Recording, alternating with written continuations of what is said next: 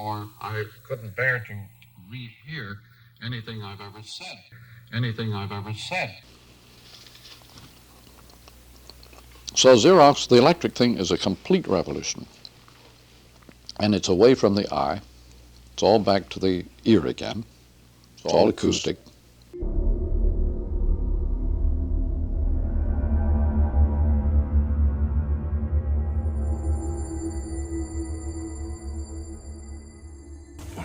Social responsibility, instead of just a sort of a private subconscious, they are artists. Remember, an artist is primarily concerned with getting your attention. Whether he's a poet or a musician, his first wish and hope is to trap your attention. This is the first hope and wish of every advertiser. He is an artist certainly to that extent. He wants to shape your attention, to shape your sensibilities, to create an effect upon you. Whether you believe a word he says couldn't matter less to him. He is interested only in effects, not in changing your opinions or thoughts about anything.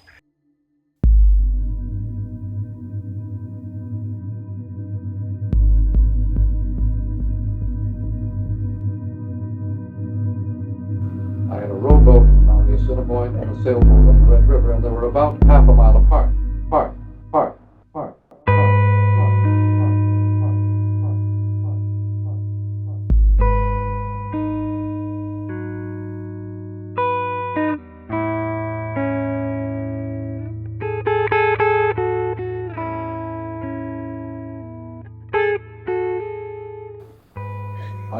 So on the way to school, I could stop off and row my boat for a while on the one river.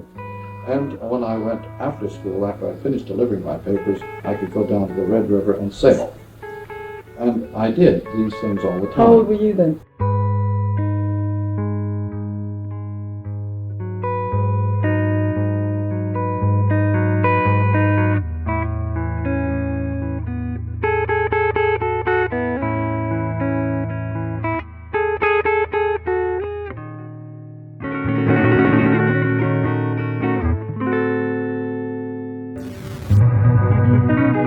The whole damn Western world is finished.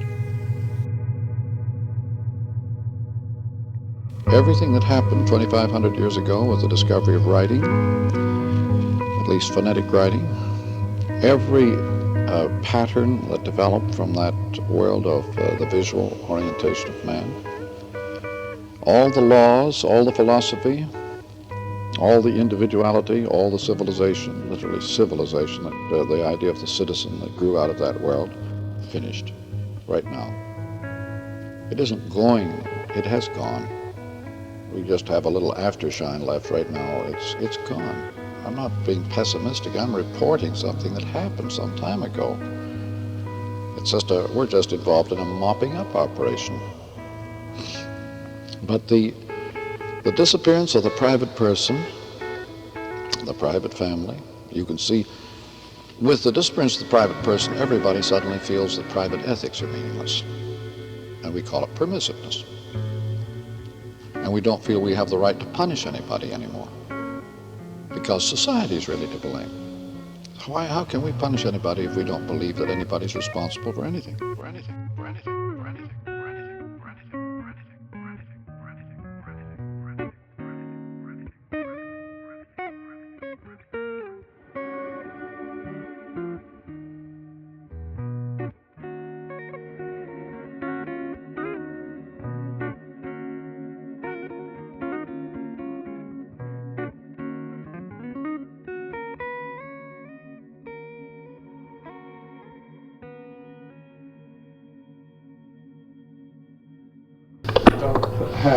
About happiness or about the childhood and so on.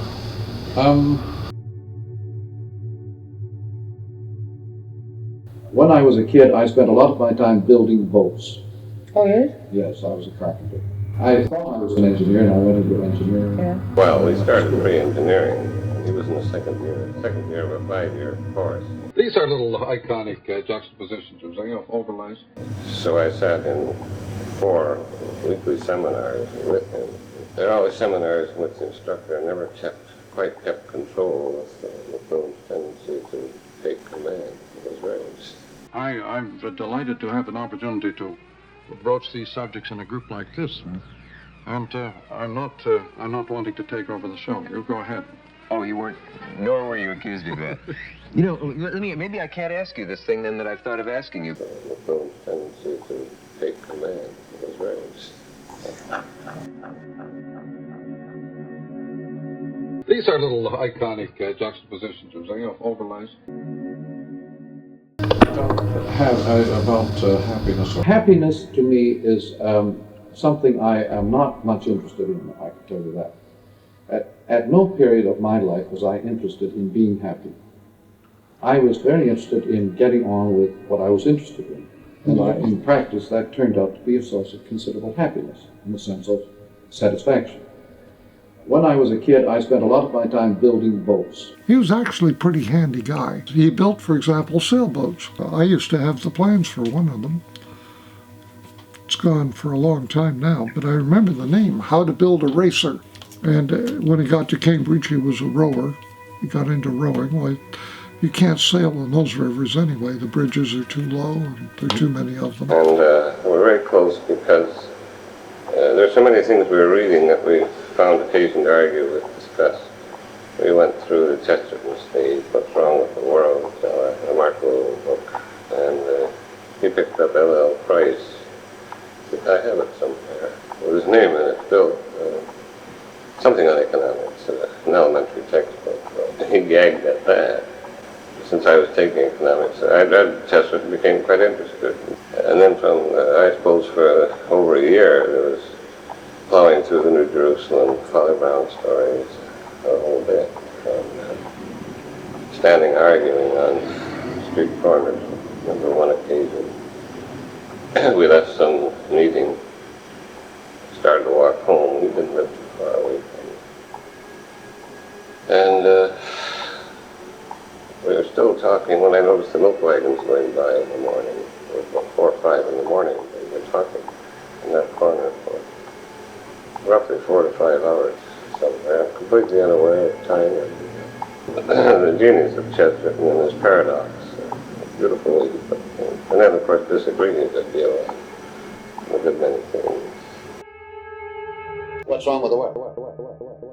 Tom used to cook bottom coffee for 2 bits. Winnipeg, Texas. And handed it over to me and said, "You'll like this, I think." And it was a real eye-opener.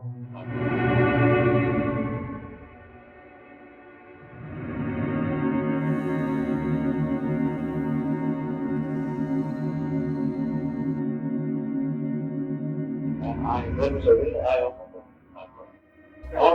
All right, Chesterton is a very important person.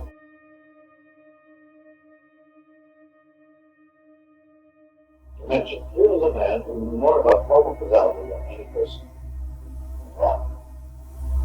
Chesterton's essays, anything we ever wrote, was always based on an intense awareness of a public purpose beyond hope. He always assumed that the public is an absolute ass. His paradoxes are all based on and they've always assumed that he never stops prodding, teasing, poking that ignorant bunch of erudite. But his own wit, his own perception, his entire form of development. So that's where I got the practicalistic guy. Anybody who pays attention to the hidden grounds and the stages of our work. Anyway, when the subject came up, what about the pyramids? They enclose space. And the answer was no. That the darkness inside the pyramids was to space what silence was to sound. And was not enclosed at all. However, Carl Williams at that moment said,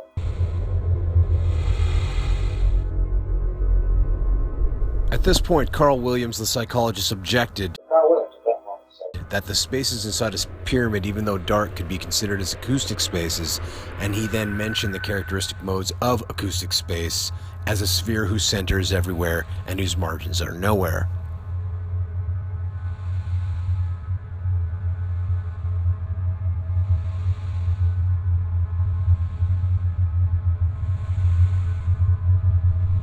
Previously on McLuhan Unclaimed. The darkness inside the pyramid was to space what the silence was to sound, and was not the closer tone. However, Carl Williams at that moment said, well, that would be unique to the darkness in space. I'd never heard the phrase or word in my life in space, and it recognized. And I have never ceased to meditate on that word. To meditate on that word, Father.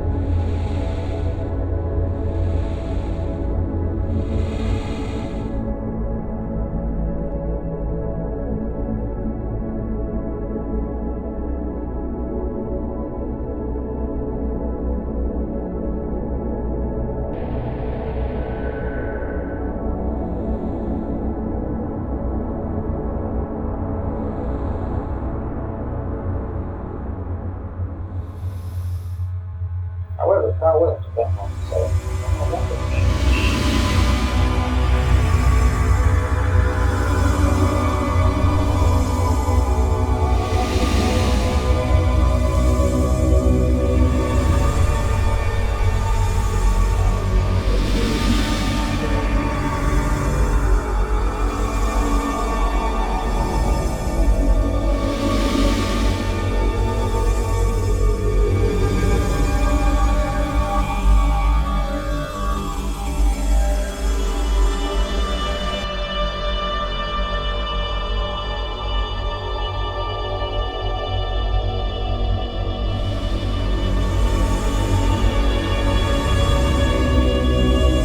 I have never ceased to meditate. So that was a very great moment. Discovery of space, as opposed to other forms of space.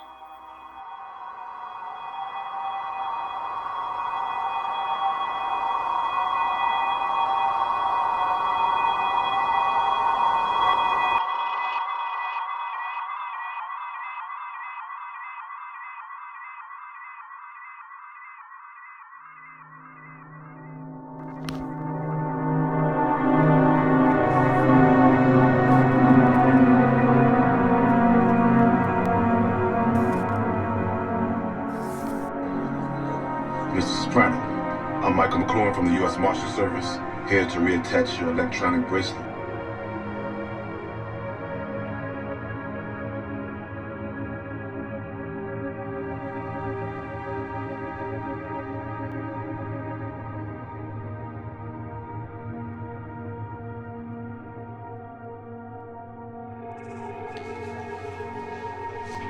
They give you the important jobs, huh?